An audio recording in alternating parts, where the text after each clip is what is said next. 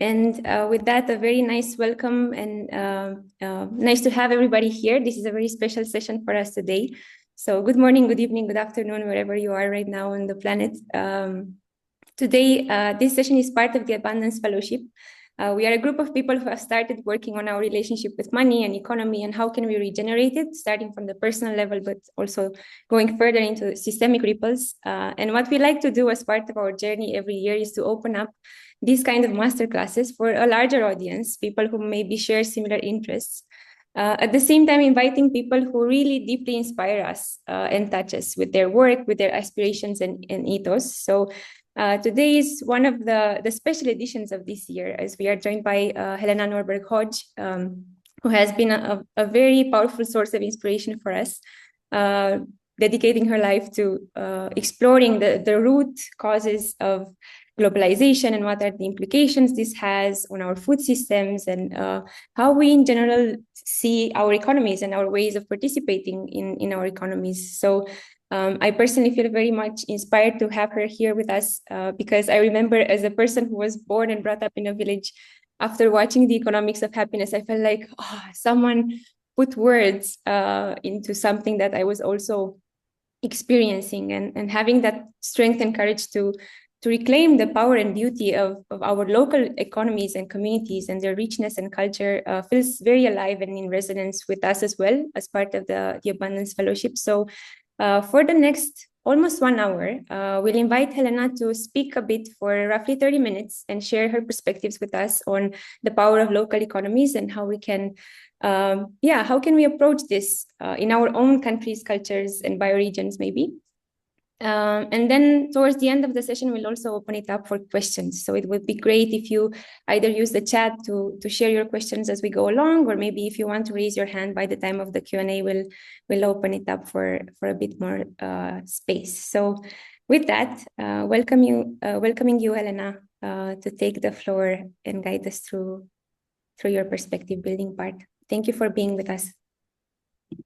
Thank you, and thank you for what you're doing. Very important, and a big challenge, to change how we conduct our economies and how we can manage to have economic activity be actually positive. It's a big challenge today, and I will try not to belabor it too much, but I do want to remind everyone that it's very important that we devote some of our time to raising awareness about how the global economy actually functions, what it is, and what it's doing to us. And I think it is important to realize that the modern economy and modernity started with slavery and enclosures. So all around the world, people were driven off the land forcefully. I've come to realize that when we evolved all around the world, we were connected to the living economy, that is the water and the soil and the trees, the living earth, that is the real economy. And in order to live from that, we needed one another. So we lived in much larger, extended, intergenerational families and strong community networks. So we had a human scale fabric of people that were part of that living economy, people whose faces we recognized, usually whose names we knew, and the trees that we knew, the waterways that we knew, the changing seasons that we knew. That's how we evolved. As we were shoved away from the land, whether through enclosures or through slavery, we were forced to start producing for extractive traders. So global trade from the outset has been problematic. Global trade benefited fabulously from having pushed people off the land in Europe forcefully and then pushed people onto monocultures to produce tea or coffee or cotton. for an industrializing, financializing part of the world. Now, this set into motion a wonderful system for global trade so that cheap labor on one side of the world contributed to this industrialization and financialization. And that essentially has been kept going until before the Second World War, the massive dislocation of people, the destruction of farming, even in Europe, led to huge inequality and turbulence. After the Second World War, well-intentioned leaders sat down around the table at Bretton Woods, and they were convinced that in order to avoid another world war, they needed to integrate economic activity. And what that meant was actually to push global corporations into countries in the name of free trade. When countries resisted, when leaders resisted, often the CIA would make sure that they didn't survive. So it's been a forceful trade that we really need to question. So I would urge all of you not to ignore that system. I'd urge all of you not to say, well, that system is going to collapse anyway, we don't need to worry about it. Or that system is too big to change, we can't do anything about it. Or what are some of the other reasons? Many of the sort of ideas that get put out there include, well, that's just the consequence of human greed anyway. So let's focus at the local level on inner work to remove or reduce the greed. I don't agree with any of those ideas. I'm so convinced that we humans, and I believe that's true of every child that's born, we long for love, we long for connection. We want to be part of a collaborative society. Of course we do. And please, whenever you talk about human nature, don't forget the babies, don't forget the children. And they need love, they need care. And we had and could still have better ways of organizing our society so that children would get the love and the care that they need. And I want to immediately say that I don't want any modern mother in a nuclear family or a single mother to feel guilty that she's not doing a good enough job. I'm hoping instead that she'll be helped to understand that all of us, including her, would benefit from becoming what I call big picture activists, so that we all raise our voice about this global system, which right now is still gaining strength because governments are signing in black and white, we won't do anything that might reduce your profit. They're saying this to Coca-Cola, to giant banks, to media companies, to giant corporations, and they get sued. They're saying, yes, you can sue us if we do anything to protect jobs or the environment. So a Swedish nuclear power company sued Germany when Germany decided to phase out nuclear power. So here's a Swedish company getting billions of dollars from Germany because they've decided they don't want nuclear power. It's crazy. So as long as we're operating in that system, whether we're a single mother trying to give enough love to our children, or whether we're just trying to earn a living, have a roof over our head, food on the table, have a beautiful home in a beautiful place, have enough time to enjoy our life, enough time to look after others and ourselves, enough time to just contemplate life, meditate, dance, sing, cook healthy food. All of these desires, which I believe most people have, are not being met because we're being pressured to run faster and faster and faster, like a machine, in a machine-like economy.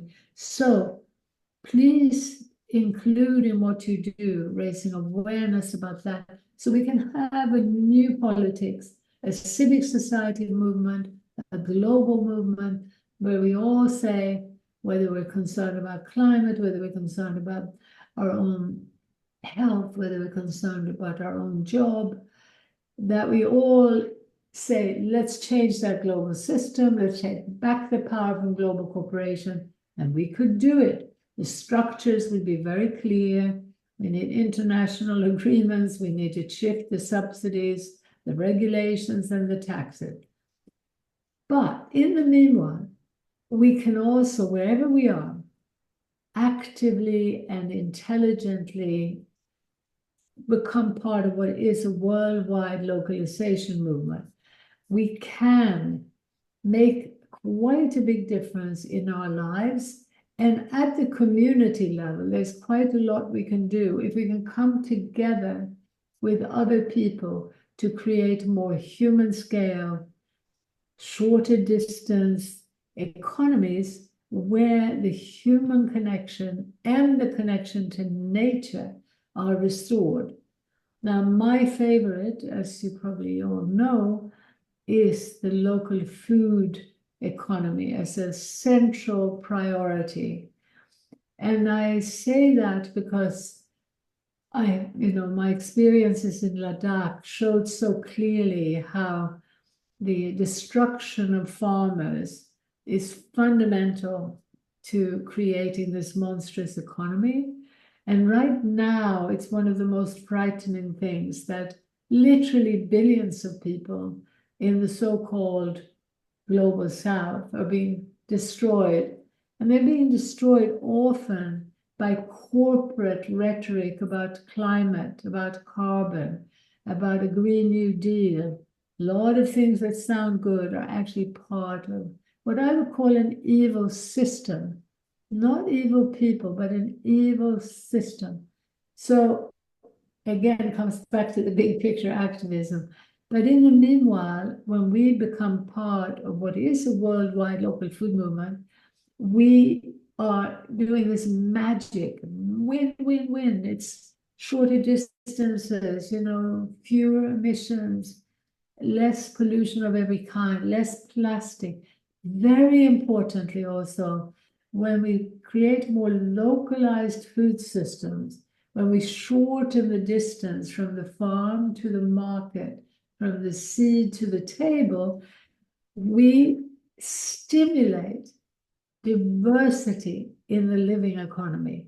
So we suddenly go away from a truly evil system of big trade owners and slave owners pushing monoculture on the land. Now, monoculture is completely unecological. It requires chemicals. It requires all kinds of toxic, unnatural ways of doing things. When we shorten distances, the market doesn't want a ton of straight carrots. It doesn't demand machinery that will only fit the carrots or apples of a certain size so that the rest of them get burned. No, when you shorten the distances, not only will the farmers market or the more local community scheme or the farm shop, they'll not only take every carrot, whether it's straight or crooked, but they also want real diversity. And that is diversity above ground. Don't just listen to the regenerative agricultural movement. Talk about diversity above ground. So if you have vegetables and flowers and fruit trees and some hedges for blocking the winds, if you have a whole range of products, including animals that provide dung, that can also provide labor, and have been in most parts of the world treated with respect when they're part of the living economy, the living community. So when you have that diversity, you can dramatically increase productivity. So if there's one fact that needs to get out more urgently than anything, it is that on this crowded planet, we can no longer afford industrial agriculture. We certainly can't afford high-rise indoor agriculture using drones and lots of energy and mining across the world, destroying people's lands and their right to their own resources. So we must localize the food economy. And anything any of you could do in a business way to support that would be, I hope you would be informed enough to realize just what a wonderful contribution you're making when you help that happen. Trying not to have it be some for-profit thing where you're trying to do hundreds of them so you can get very, very rich. Try to follow a model where whatever you do, you're not expecting to get super rich, but you're expecting to have a livelihood and have a decent way of life. And also, please try to encourage business activities that are generally a bit smaller, a bit slower, and as much as possible, including jobs. This is what can happen in the local food economy, is that it's job rich. And so there are a lot of young people who are finding that when they farm within community-based local food economies, they really enjoy the farming because they're doing it with plenty of people on the land. They get to meet very often the people who love their food. So there is an amazing healing that goes on. And yeah, I mean, I can't emphasize enough just how beneficial and how important that is. There are other things that would also be extremely important now. And one of them, which is not so prone to profit, would be to engage in a deeper dialogue between city and country, help artists, musicians, filmmakers, theater groups to create an alternative media, to show that there is this propaganda machine that has been part of this global extractive capitalism from the outset. There's been a narrative pushed on people that, oh, once you're in the city, you're so much happier. And you don't need to work. You people on the land, you're so stupid, you're dirty, getting your hands dirty. You don't need to work. You come to the city, and our Hollywood films show you how you just float around, push a few buttons, no real work, and infinite wealth. Now, that propaganda makes land-based communities feel stupid and backwards. So one of the most important things we can do is to set the record straight. And setting the record straight means hearing from people who've been in the most successful parts of the world, like in my native country of Sweden, the depression, suicide, loneliness, rampant.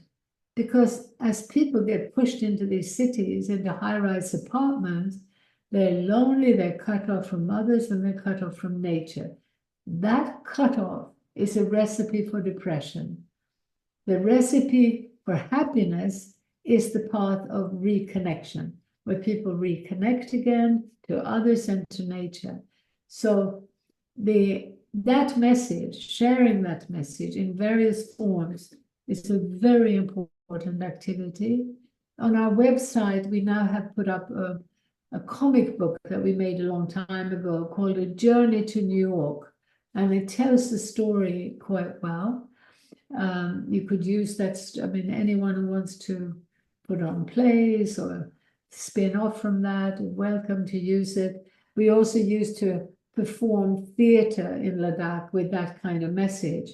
But we also organize what we call reality tours, where Ladakhis and also some people from communities in India and Bhutan, we would sponsor them to come to the West to actually see with their own eyes, not only that life wasn't a life of no work, that people actually work longer hours and harder than they often do in rural communities, but that many people were choosing to leave that, and they were trying to start eco-villages, local food economies, community building, eco-versities, so that the truth that people who follow the Hollywood and commercial narrative of, go into a city and you'll be happy, they are showing in very large numbers that they're not very happy.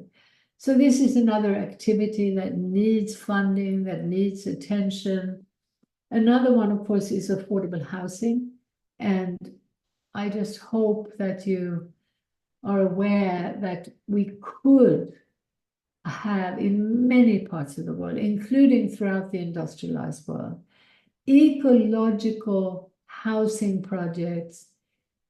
Even near the city, there's plenty of land, but we are hampered by regulations that come from, ultimately from the corporate empire, that prevent eco-developments for affordable housing and more nature-based living. While when a developer comes in with a few $100 million to build suburban houses, fine. But in the name of preventing sprawl, the sort of eco-development that would provide housing in many parts of the world in ecological ways, and they would be local materials, including mud. Mud has been used all around the world. In Sweden, beautiful old houses, hundreds of years old, are sun-dried mud. They're not even fired mud bricks, and they stood for hundreds of years. So whether mud or wood, bamboo, local materials are viable. But again, you have to be aware that regulations are often preventing that. So one part of your economics work is to become aware of how taxes, subsidies, and regulations are now supporting monopolies that make a few billionaires into trillionaires while making the majority of people poorer. And so when we want to shift things, we need to talk about shifting the taxes, subsidies, and very important, the regulations. So it's both the regulation at the global level, where governments are now being regulated by corporations, not to protect the environment or jobs, but also at the local level, where we're being prevented from doing the things we need to do. But still, within the limited space, by raising awareness and getting people interested. And one way to do that often would be to show, say, a film like ours in the area where you are, and see if there are other people who are interested afterwards in meeting to discuss the potential of further collaboration. And we're offering a sort of package where we're saying we actually have a whole website full of talks and films and animations and writing. And what we're offering is action that will make you happier, but also simultaneously help you on a path for genuine systemic healing, ultimately planetary healing. And it's very paradoxical for many people that localizing is the main systemic way to heal the whole planet. And of course, the key about localization is that we must understand that the problem with the dominant system has been imposing monoculture from the West, ignoring the rich diversity of ecosystems, climates, cultures, languages. So when people talk about diversity, they're often just talking about a few languages in a big city.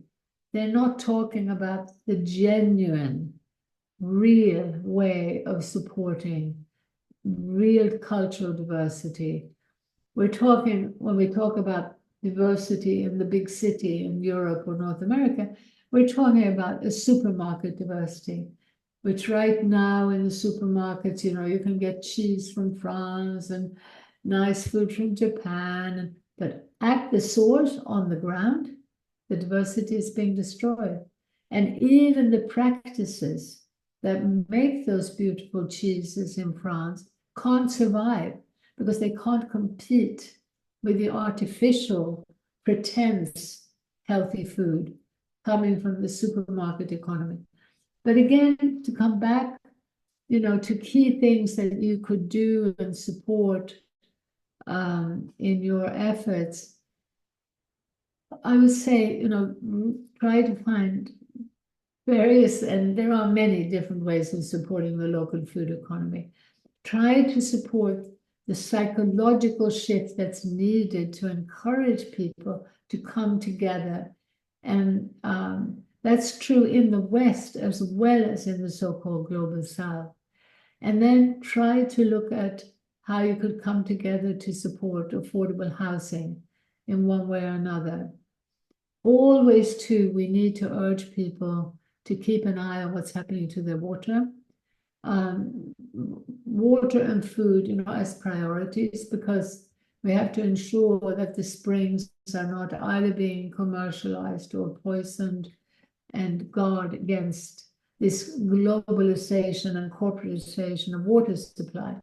But generally speaking, in most parts of the world, the water isn't quite as corporatized as the food economy.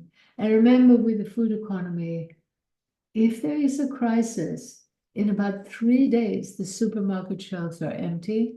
So we really can't afford to keep going in this direction for much longer. And building up food security means helping to diversify food and farming in the area where you live. I also want to stress how important it is that we understand the psychology of what's going on, how important it is for us to be more conscious of the pressures we're under. We're all under intense time pressures. We're under also now an onslaught of a machine that started with the global trade and is still about the global corporate trading system, where global corporations using algorithms are fueling divisiveness and polarization. So if you haven't seen the film, The Social Dilemma, please watch that, where pundits from Silicon Valley are warning us that if we allow the social media to continue, we are doomed. Algorithms literally are sniffing around the globe to see where divisiveness, polarization, hatred, anger can be encouraged, because that's lucrative for this system. And at another level, what's happening in finance, in the world of finance, trade is the same problem. Governments have no control over their finance. Instead, money is created as debt to them, and governments are impoverished when it comes to looking after their people or the land, but they have trillions when it comes to paying for a war machine. Trillions. How is that possible? Well, what's happening is that, unfortunately, intelligence is working with Silicon Valley and the financial casino, and wealth is created for war. Psychological war in the social media and real war in the real world. So we do need, again, to come back to the big picture. I feel very strong in having a message which is not about demonizing individuals. It's not an individual politician or an individual billionaire that's the big problem or the solution. The problem is the system and how most of us are unwittingly supporting it. So let's do the big picture activism, but then also in your work in trying to find a different economic approach, I would say at this point that our experience is that starting new currencies is not very effective. we actually have helped to start them, and we've been promoting localization for almost 50 years. And we started local currencies in America back in the early 90s. And they ran for maybe 10 years. One of the longest that I know about was in Ithaca. It was called the Ithaca Hour, and that was just a time exchange. Let schemes you might have heard of. And then a friend of mine, the mayor of Bristol in the UK, helped to start the Bristol Pound, and the local government people were paid in the Bristol Pound, and local people could pay for council taxes and so on is in the local pound. So I thought, well, maybe with that support, it will work, but it hasn't. It hasn't. It's now at least, what is it, 5-6 years, and yeah, it's not working. So I would urge you not to try to be too idealistic too quickly. It's quite a challenge for people to have enough faith in a local currency. And I've seen very often, like I said, so you can often use the regular currency, but with awareness. And, if you do manage to build up more localized exchanges and systems, that could then later on easily be converted to a local currency. But for the time being, we're finding that because people can't use the alternative currency for food, for rent, for transport. So it's hard to make it work. Whereas when you use the ordinary currency, but you start bringing people together, you can actually build things that are very, very effective. Again, to come back to the psychological, let's say we like to leave people with 5 words as individuals. And the first one is reconnect. The second one is rethink. The third one is resist and renew. And the last one is rejoice. And for us, the first word, reconnect, is very much about not trying to figure how can I change the world by myself, but trying to find anything from 2 to 3 to 20 people who might want to be on this journey with you. And the reconnection that's important is both that you as a group share more deeply about your fears, about your joys, the deeper sharing where we can be real, vulnerable, imperfect. Because we're in this world of mirrors and make-believe, and we have to be perfect or we think we won't be loved. And the film stars who look perfect are among the most unhappy people. So the deep connection to others is fundamental. And that's why there is an intuitive cultural turning. All around the world, people are beginning to sit in circle. There are men's groups, there are father and son's group, mother and daughter group, groups of deeper dialogue and connection. And when you connect those to nature connection, they're even more powerful. So this reconnection to others and to nature are fundamentally important. Very often people skip over the human connection, but Ladakh taught me how that's the most fundamental, particularly for children. But the nature connection combined with that, and you can do all kinds of things. If you're in a group, you can do DIY, your own do-it-yourself vision quests. They don't have to be so extreme. You don't have to fast all night, but a more contemplative time in nature, perhaps going out as a group of families, and then spending some time alone, even for the children, to encourage them to feel in a more contemplative, spiritually attuned way, connected to the trees, to the clouds, to the water. And then the second one was rethink. So we urge people then together to rethink these assumptions that we've been fed 24/7 that are so counterproductive, where we end up supporting conventional schooling, conventional things that sound good but are systemically part of the problem.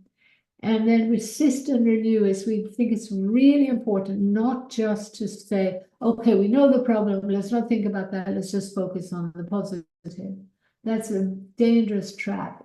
So both resisting, particularly intellectually and verbally, not violent resistance, and renewal, which is that systemic turning towards life, towards community.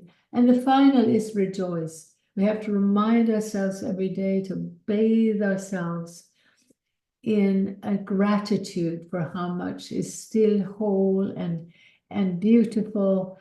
You know, the tree outside the window, there is so much that once we tune into the living experience, that our breath, the air, singing together, chanting together, there is so much that's there that is joyous and worth remembering and rejoicing. And we need to be sure to do that every day. So I'll stop there and take questions or comments. Thank you so much. And yeah, just to say that we actually, with your support, I feel we can visualize not just the full spectrum of human emotions, but also all the systemic, elements that are at play when we talk about economy, because it's so interconnected with every aspect of our life, and not just the water and the food have been commodified, right? Even our sense of well-being, our emotional health is being co-opted and turned into a business model to an extent. So I'm very grateful that you just referenced all these elements, and at the same time the call for action, like what we can do and what do we need to prioritize. I think it's very difficult, especially as maybe young people entering this space, to really understand where do I put my energy and what's essential to focus on. And I particularly enjoyed how you emphasized these elements, like what needs to be important, what shouldn't be let go of in this longer term work. So thank you so much for that. Let's see if there are any particular questions from the group. Maybe raise your hands, or also use the chat if you feel more comfortable like that. It would be nice to hear either your reflections or questions. I have a question. Thank you so much for the talk. My question is around, so I also grew up in Sweden, and I have a question about, I feel like there's this happiness narrative that's kind of fed through to us about the Nordic countries, saying like we're the happiest in the world. And you kind of mentioned this idea of like the rising of loneliness, and how a lot of Scandinavian communities actually are not communities. Like we have a very high amount of people who live alone. And I'm curious about your reflection on this tension between the narrative that we were kind of fed around the happiness of the Nordics versus the actual reality, and maybe the harm that might create. Well, I mean, totally, that's there. And I would say still, I remember, so I grew up in Sweden, but then I also lived in America as a young person.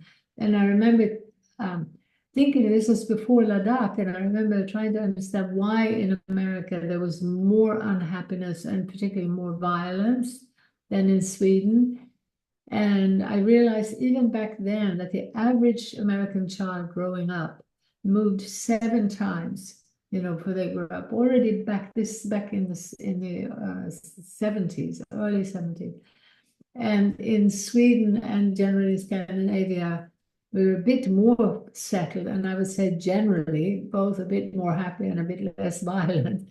But the fundamentals that I'm trying to talk about, the fundamentals of removing people from the land and cutting them off from the family, which in the process creates this loneliness. It creates, essentially, it's a modernity, particularly built on fossil fuels, that now the machines were doing the farming, and then we were living in these cement buildings, often, sometimes windows that don't even open, and some, in an extreme case, someone might not have anything alive inside an apartment up in the sky, so that dislocation from life is deadly.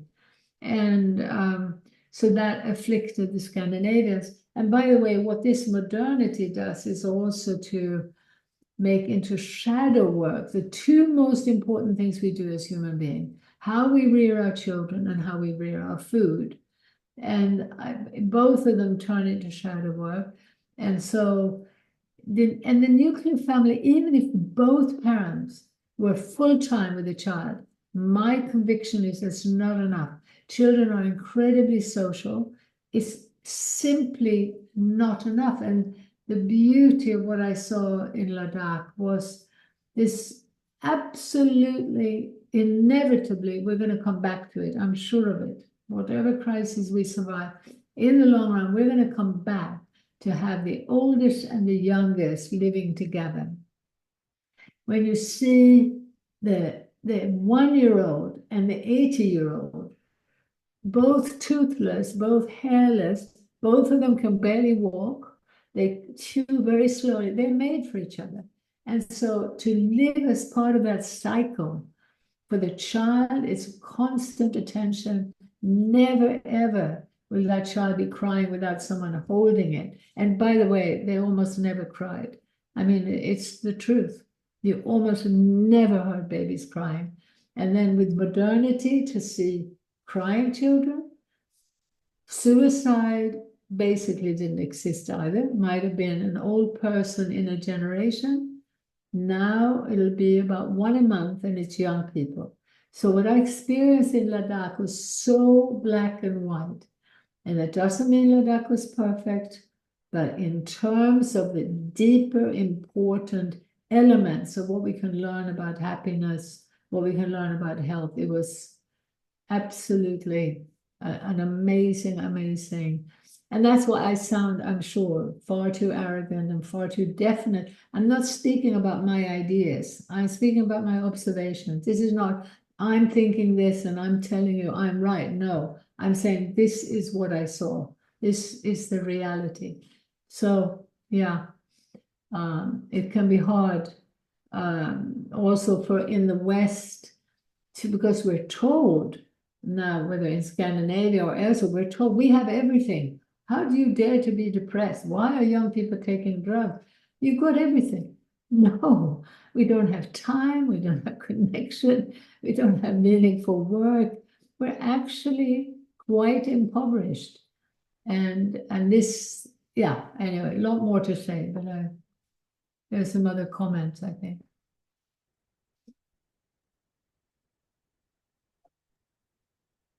Did I jump in, Karina? Can everyone hear me okay? I have one headphone in. Great. Thank you, Helena. I appreciate all of your wisdom. Something that I've been thinking about when it comes to localization is, and particularly changing systems, is the grief that is often held within communities. And you referenced a lot this narrative of, you know, Hollywood presenting the big city as opportunity and as change. But I think that Hollywood, yes, but it goes a lot deeper around like trying to lift up generations and people moving away from home because they want to, I mean, I just will speak for myself, moving away from home because I wanted to create a life that was better than the family that I grew up in, even though I love my family and I love the local environment that I grew up in, I love the small town. But I think that as in realizing that globalization and all of these systems are working against you, you hold a lot of grief and what is possible and how fragile it actually is, that there is nothing finite into it. And so something I'm curious about is, as you've been exploring with local communities and having conversations with local leaders, how they are holding grief, whether that be speaking aloud to it or referencing it, or perhaps grief isn't yet a part of the conversation. And if not, where do you see opportunity? Yeah, I hope that question kind of was clear. We can elaborate. Well, certainly in terms of grief, the sort of cultural turning that's happening intuitively, where people are having deeper conversations, that's where the grief shows. And it's very, very important. And it's very healing also, because generally people realize that there is a joint grieving, and so it's connecting, and that can then become genuinely healing. But then also in terms of what you were saying about people wanting to leave, the small town and the rural area, I want to make it very clear that there are very few small towns or rural areas that have local economies, that we're talking about. What we're seeing and often dismissing as the local are people who've been left behind by a system that completely favors the big city and the global. And so everywhere, from rural Sweden to rural Kansas to Ladakh, the local, the rural is left behind. It's not a nice place to be. What is exciting is the new local. So there are towns and areas, and they're also everywhere. They are sort of happening, and the more I look, there are more and more of them, where people consciously have left the city and are coming back to the local because they actively want more community and they want more nature. And where that starts happening, and there's a conscious support of the small local business and the community fabric is important, you'll also find in those communities that women and the feminine has higher status. And you'll find a lot of them as sort of alternative towns around the world, and even emerging, in places like India and China now fairly quickly as people leave the big city, realizing how hard it is and how unpleasant it is. And in fact, another way to look at this is to look at what rich people do. Rich people who can afford to have places in the country and spend a lot of time, in more nature-based and even community-based ways of doing things. So there's that difference between, if you like, the old local that's been more or less places that are abandoned and where people feel like they've been left behind, and the new local where it has that conscious vitality and energy.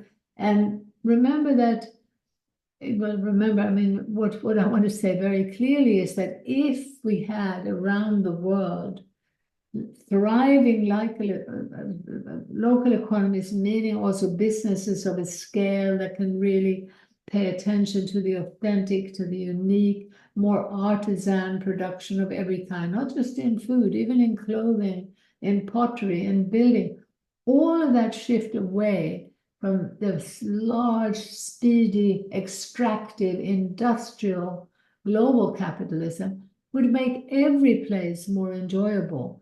And it doesn't mean that you couldn't move, that you couldn't try out.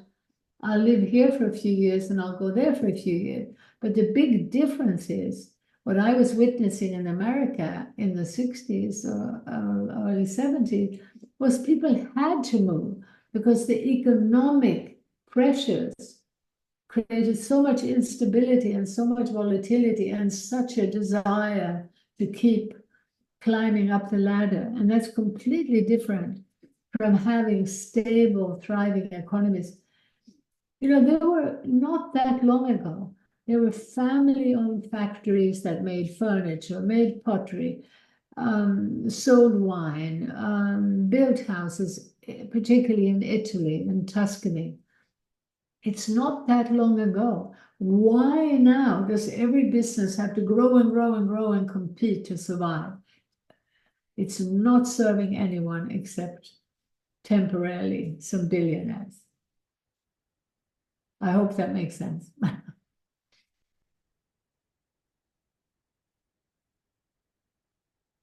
I can jump in. I had a tactical question, I guess, but Helena, thank you so much for the talk generally. I often find myself a bit at a loss in some of the resistance part of this, especially connected also with I'm also vegan, so I have to make this case separately, but also connected on some level. Around people just very quick to come back and say, oh yeah, I'd love to shop more local and support this, but it's just more expensive, so I don't do it. And I always find it difficult to enter into that argument with good strategies. I don't know if you have any tips.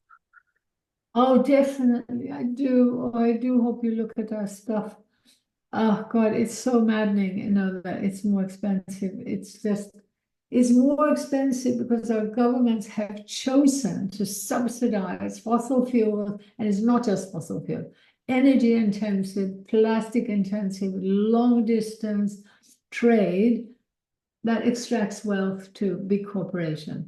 So they've chosen policies to make corporations rich and to create a pricing where healthy local organic food is too expensive, even though everywhere in the world it's naturally cheaper. It doesn't require all the transport. It doesn't require the processing. It doesn't require that infrastructure. It's a completely fake economy. And I just hope you will raise awareness about the fact that in the food movement, we shouldn't just be talking about the consumer paying more for healthy local food. We should say, hey, if we allow these choices to be left to voting with our dollar, we don't believe in justice. We think rich people should have more votes than poor people. If we believe in democracy, let's start calling out the truth. Let's all of us have a vote, and let's see how many people would like to use their taxes to subsidize Walmart and McDonald's. And, I'm quite convinced that the majority of people, if they were given a fair choice, would you rather subsidize your farmers to produce healthy organic food without chemical so that that would be cheaper than the food transported? I have no doubt that people would vote in favor of that.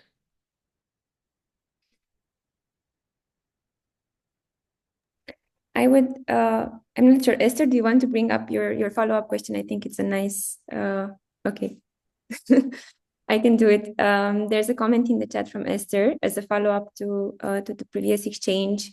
What I understand out of it is, how do we mirror this local, rural, small, regenerative way of working and healing into the larger, bigger, like city-based localities, and how can we revitalize that? If nature, agriculture, and smallness often connect to the small and rural, what is the connective tissue of the big and concrete? Like, how do we bring the sense of connection also into what is right now a very urban, massive scale way of living? Well, it's happening, so that a lot of the local food initiatives have happened from big cities, and where people have realized that they want to connect, and they've set up farmers markets or other ways of connecting with farmers in the region. Beware of just having urban farms. That's good, but it's not, the corporate narrative wants us to support everything in the city, whereas we've really got to be paying attention to the way that farmers are being destroyed. And they're now being destroyed through carbon monitoring and all kinds of stuff that's supposedly in our interest. It's absolutely not. And let's also remember that we are simply too many people to go into the city, because in the city, we end up using more resources than we do in the country. And so we should be doing everything on this crowded planet to keep a balance and to try to support farming communities to be able to stay where they are. It's not just about the farmers staying where they are, so to avoid higher energy consumption, but it's to avoid more violent conflict, more, the change again in Ladakh that I witnessed so clearly was that as the Ladakhis were pushed into the city, suddenly, almost overnight, you're dependent on money that is coming from above, almost no control over it, and also not even visible, accountable structure. And you don't know what the price of bread is going to be tomorrow. So what's happened with this extractive capitalist system and urbanization is that overnight you make people greedy. You'd be stupid if you didn't want to save some money, because you don't know how much the bread is going to cost tomorrow. You're completely vulnerable. And now people who previously were interdependent, they're fighting each other for scarce jobs. Creating unemployment is again a function of this system, creating false prices, unemployment, creating greed overnight, and creating violent conflict. And then that violent conflict is exacerbated by the fact that even in Ladakh and Bhutan, the process of urbanization and industrialization starts pulling in more marginal people from the periphery. So in Ladakh, people from Nepal and from Bihar come to do road work and things, the most unpleasant work to suit this industrial development path. And then prejudice grows when people in the local area feel threatened in terms of jobs. Then suddenly there is prejudice and even violent conflict. In the case of Ladakh, it was between Buddhist and Muslim. In Bhutan, between Hindus and Buddhists. So the whole process of urbanization, artificial pricing, forcing us to compete with one another, it's a disaster socially as well as ecologically. And that means conflict as well as depression. Now, that all sounds very bleak, but remember that the opposite is also happening, but it's happening at the grassroots. And even in cities, in Seoul, in South Korea, there is a sort of eco-village on the edge of Seoul that started where families were fighting off a development. There was going to be a development on the last hill. And that led to more collaboration, more alternatives, including starting an alternative school, an alternative community center. And by the time I met them, there were 20,000 people involved in this Somisan on the edge of Seoul. But in other places too, people are bringing in co-housing, and as I say, a lot of the initiatives to support local food. So there's also resurgence of choirs, of people coming back to sing together. A lot is happening even within the city to restore community and more ecological well-being. Thank you for that. And we have one last question in the chat, which is maybe a more personal one coming from a member of our Abundance Fellowship space. And maybe I can build on this question. Amelie is asking, what advice would you give to a collective like ours as we try to shift mindsets and practices from extractive economies to models rooted in community and mutual flourishing? And maybe I can use a bit of extra framing, because you started at the very beginning saying that even now as we speak, this economic system gains strength, right? Like it's designed as a system that would basically perpetuate itself into destruction. And maybe to add to that question, if you were to actually start on this journey today, and let's assume this is your starting point, this is your Ladakh, this moment in time, what do you think is essential to prioritize, or what should we keep in mind for this even more complex state of the economy where AI comes in, a lot of polarization comes in, there's a lot more layers to factor in, and not just regenerative economics as a standalone let's say corner of our worlds, is totally interconnected, right? So yeah, how do you see that? I would say that it's important that you do see the economy as a techno-economic system, that it's always been linked to furthering a particular path of knowledge and technology, and money is a technology too. So the knowledge has been to encourage more and more specialized and reductionist knowledge linked to larger and larger scale and speedier and speedier and larger scale transformations of life. That's extremely dangerous. And we need to be moving in exactly the opposite direction. And that's what localization does. But if I were, to start now, it would be the same thing. And that is race awareness. Because from where I'm sitting, this is all happening because the majority of people are not seeing it. It's been a sort of invisible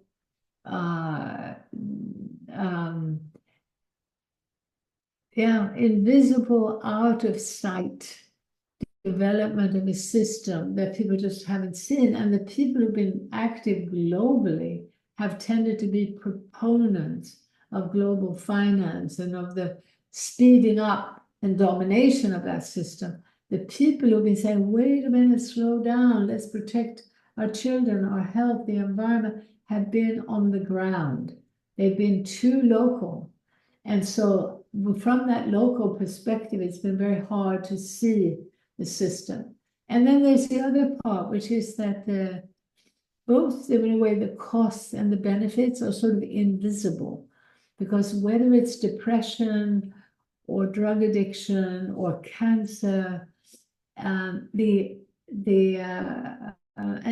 or happiness and health, it's all invisible.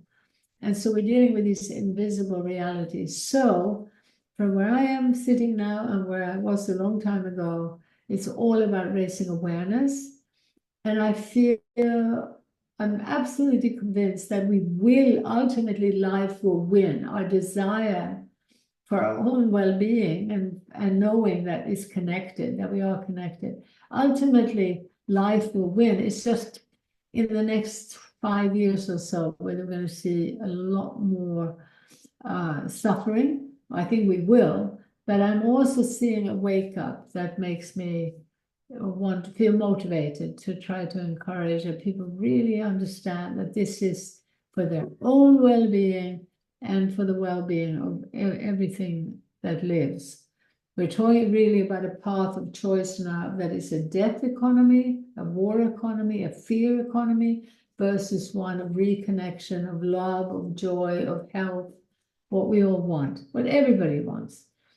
Even those billionaires are actually wanting approval and love.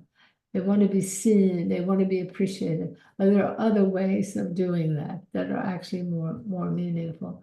So I think the fake prices, the way, it's so sad that more people don't understand, the why we're in such a mess, and raising awareness, it could happen very quickly. It could happen quickly. Thank you so much. I think we are approaching our time as well.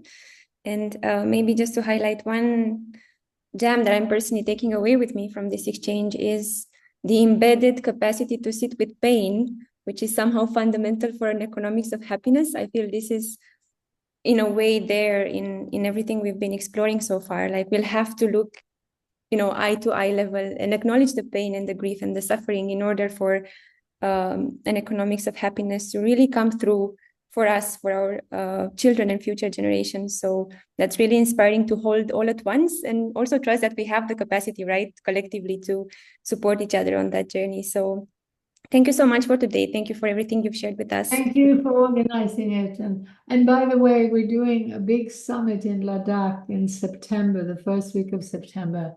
It'll be my 50th anniversary when I go back, and we'll have a conference. So if any of you are interested, come to our website, localfutures.org, and maybe I'll see you in Ladakh or somewhere else.